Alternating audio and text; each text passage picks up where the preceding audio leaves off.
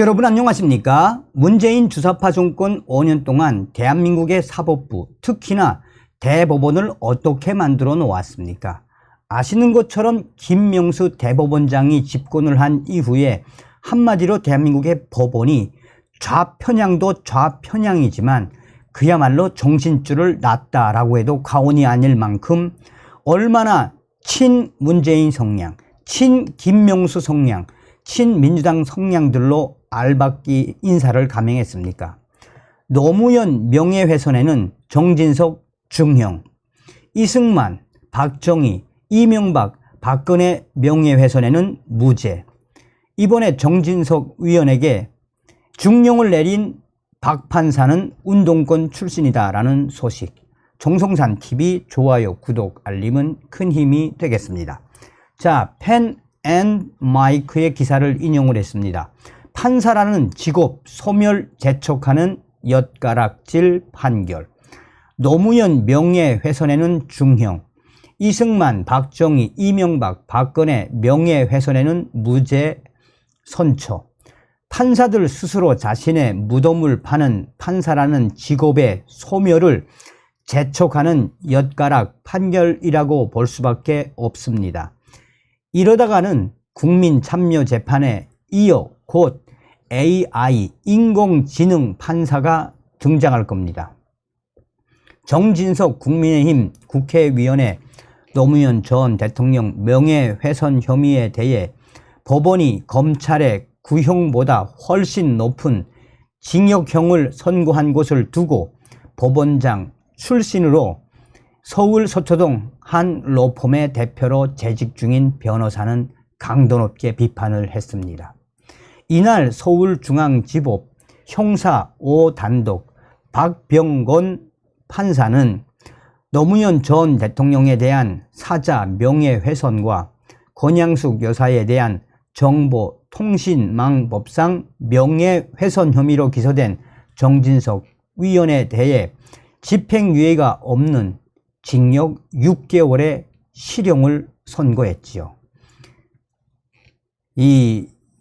현재 이 박병건 판사를 잘 우리가 새겨들어야 합니다. 박병건 판사는 정진석 의원의 국회의원 활동 보장, 무죄 추정 원칙 등을 이유로 법정 구속은 하지 않는다라고 선고를 했습니다. 정진석 의원은 지난 2017년 9월 페이스북에 노무현 전 대통령 부부가 부부싸움 끝에 아내 권양숙 여사는 가출을 했고 노무현 전 대통령은 혼자 남아있다가 스스로 목숨을 끊었다라는 내용의 글을 올렸습니다.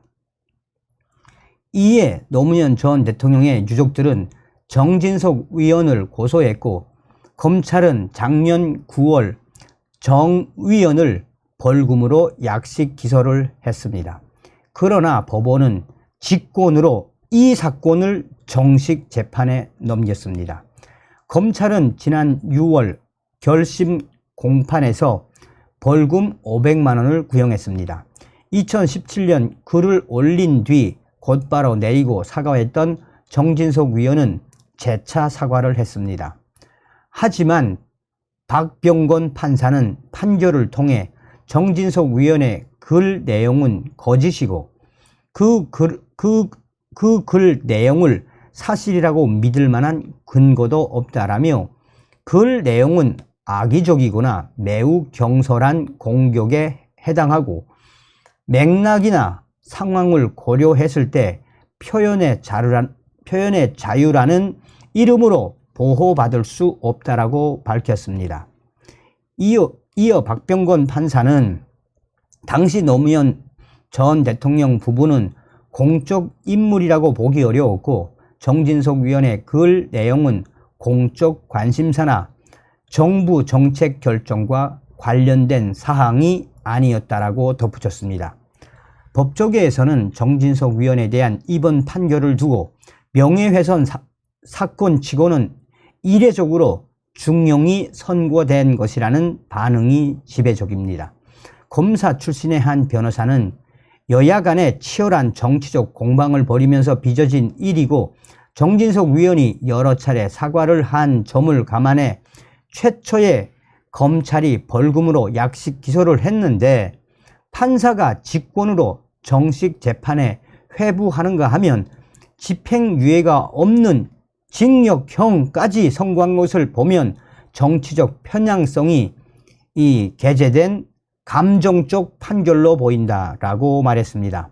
판사 출신의 또 다른 변호사는 통상 명예훼손죄의 성립 요건에서 발언의 내용이 진실인지 거짓인지 여부는 상관이 없다라며 명예훼손의 의도가 가장 중요한 요인인데 박 판사가 굳이 정진석 위원의 해당 발언을 굳이 거짓이라고 단정한 것이 도대체 이해가지 않는다라는 반응을 보였습니다.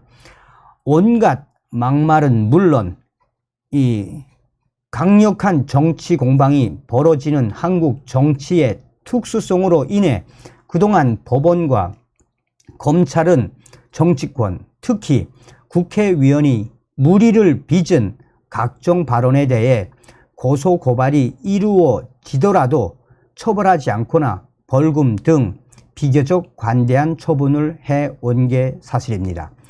때문에 정진석 의원의 이번 판결을 놓고 전교조 교육의 영향을 받은 판사들과 더불어 문재인 정권, 김명수 대법원장 체제에서 형성된 법원의 친민주당, 반국민회의 판결 경향의 여파라는 지적이 나오고 있습니다. 실제로 유시민 전 노무현 재단 이사장은 한동훈 법무부 장관이 가고 대검에 근무를 하면서 노무현 재단 계좌를 불법 추적했다는 허위 사실을 공개적으로 주장해 명예훼손 혐의로 기소됐지만 작년 6월 1심에서 벌금 500만 원을 선고받았을 뿐입니다. 2021년 6월에는 서울고등법원이 박근혜 전 대통령에 대해 피부 미용, 성형 수술 등등 하느라고 보톡스 맞느라 7시간 동안 보고를 안 받았다라고 발언한 좌파 시민단체 간부에 대해서도 무죄를 선고하기도 했습니다. 앞서 2018년 1월에는 박근혜 전 대통령의 명예를 훼손한 혐의로 재판에 넘겨진 박지원 전 국정원장에 대해 서울중앙지법 형사합의 21부는 비방 목적이 아닌 공공이익을 위했던 것으로 보인다며 무죄를 선고하기도 했습니다. 정진석 의원 재판에서 박병건 판사가 이분에 대해서 좀 잘 알 필요가 있습니다. 정진석 의원 재판에서 박병건 판사가 이 노무현 전 대통령 부부는 공적 인물이라고 보기 어렵다고 한 부분은 엉터리 판결이라는 지적도 나왔습니다. 이승만 전 대통령의 양자가 망인의 명예를 훼손했다며 드라마 제작진을 고소한 사건에 대해서도 법원이 역사적 인물을 모델로 한 드라마가 허위 사실을 적시했는지는 종합적으로 판단해야 한다라며 무죄를 선고한 바 있습니다. 실제로 그동안 각급 법원은 이명박, 박근혜 전 대통령과 관련한 각종 명예훼손 사건에서 전현직 대통령은 공적 인물에 해당한다라며 정상을 참작해 왔습니다. 또한 이승만, 박정희, 이명박, 이 박근혜 전 대통령에 대한 명예훼손에는 대부분 무죄를 판결을 하는 이 대법원이 문제가 많다라는 지적이 나오고 있는 현 상황입니다. 법원 주변에서는 이 박병건 판사의 정치적 성향을 둘러싼 뒷말이 지금 나오고 있습니다. 박병건 판사, 그를 아는 한 법조인은 박병건 판사는 대학 시절 학생 운동을 하고 학교 신문사 기자를 하는 등 운동권에 경도된 사람이라고 전했습니다. 국민의힘 정진석 위원님 얼마나 억울하겠습니까? 그러니까 우리가 정권은 바꿨지만 아직도 대한민국의 사법부, 이 법원은 좌편향된 판사들, 운동권 판사들이 얼마나 그 안에서 편향 쪽으로 이 판결을 한다는 겁니까? 정신 바짝 차려야 합니다. 다음 시간에 뵙겠습니다. 멸공.